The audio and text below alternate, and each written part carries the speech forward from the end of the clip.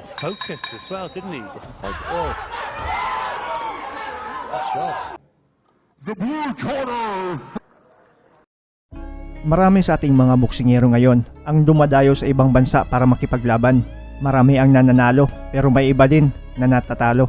Pero ang nakakapaghinayang ay natatalo ang ating kababayan sa isang controversial na hatol ng mga hurado.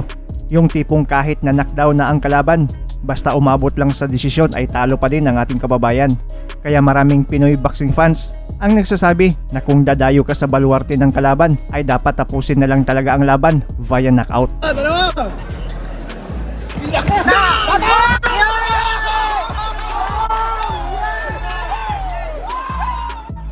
Isa sa mga boksidor na controversial na natalo sa baluarte ng kalaban ay itong si Ricky Sismundo. Kahit pinabagsak niya ang kalaban at siya pa ang agresibo sa buong rounds ng laban at siya din ang mas nakakatama ng solido ay natalo pa din siya at via unanimous decision pa. The blue corner.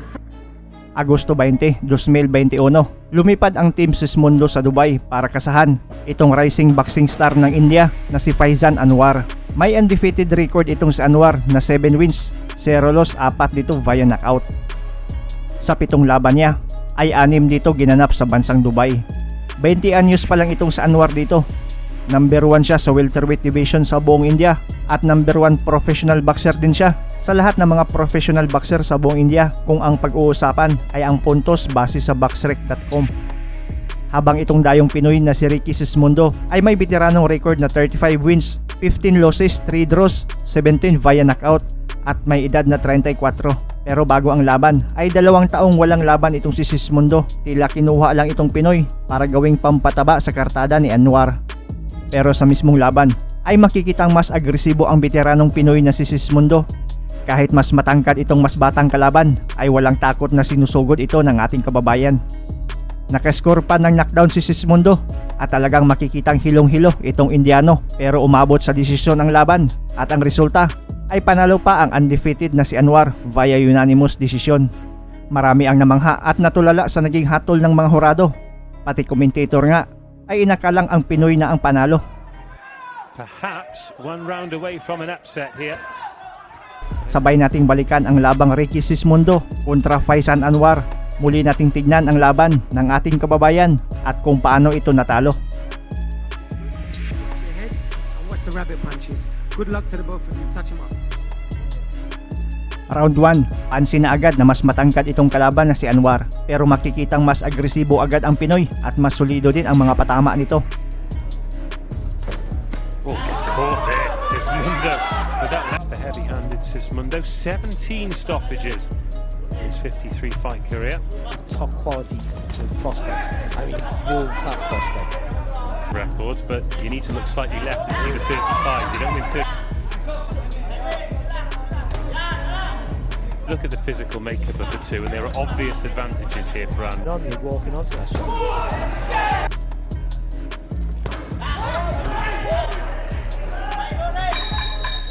Round 2, mas uminit na ang laban, palitan ng mga patama pero mas agresibo pa rin si Sismundo.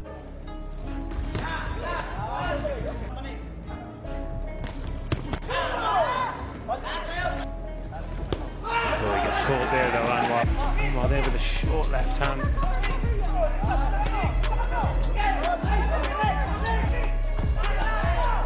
Really across his window, good body shots.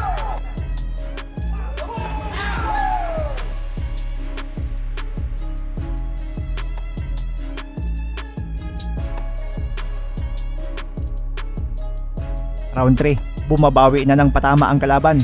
Nakikipagpalitan na din ng mga kombinasyon at agresibo na din ito. Not sure if he is a massive puncher, to be honest, or a weighty shot, but I don't think he has that real snap. Interesting.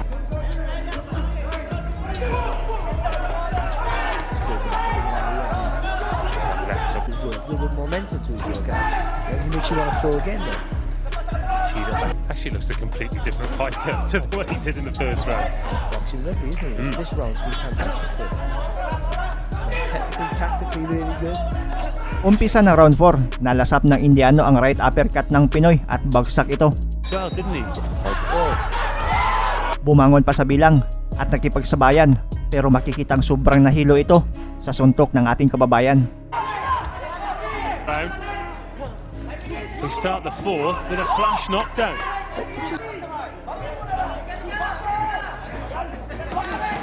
Shot again there for Sitsundo.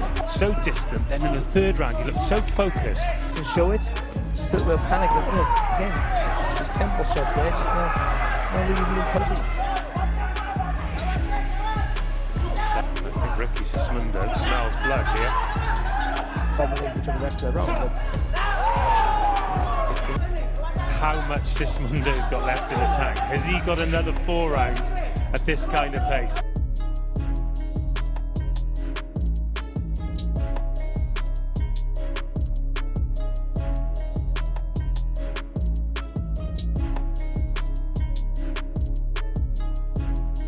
Sa mga sumunod pang mga rounds, mas agresibo pa din ang Pinoy at mas nakakatama ng mga solido, habang itong Indiano ay halos puro atras na lang at yakap na lang ang ginawa.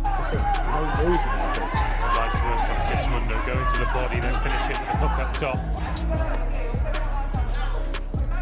looking for gas now. Because of that.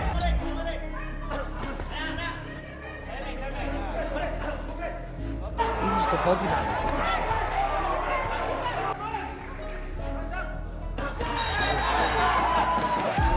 Finish a little bit stronger there.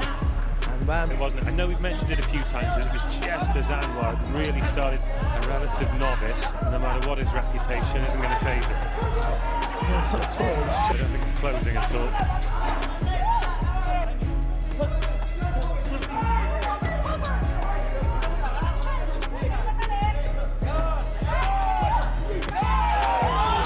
He uses his feet to big massive adjustments. Arc on the left cheekbone now looking like a cut. Targeted again by Sismundo with that head.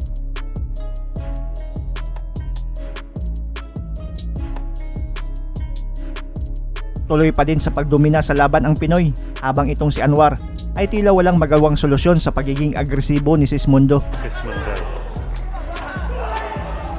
Total fight since. Oh, down again. Oh, slip. Yeah. Oh, but Sismundo still down. Anyway, it's a conversation for another. To the home fighter.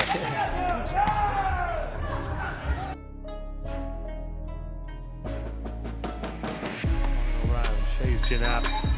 Round 8 tuloy ang laban, pati commentator nasabing isang upset ng Pinoy ang panalo. Na-impress ito sa pinakitang performance ni Sismundo.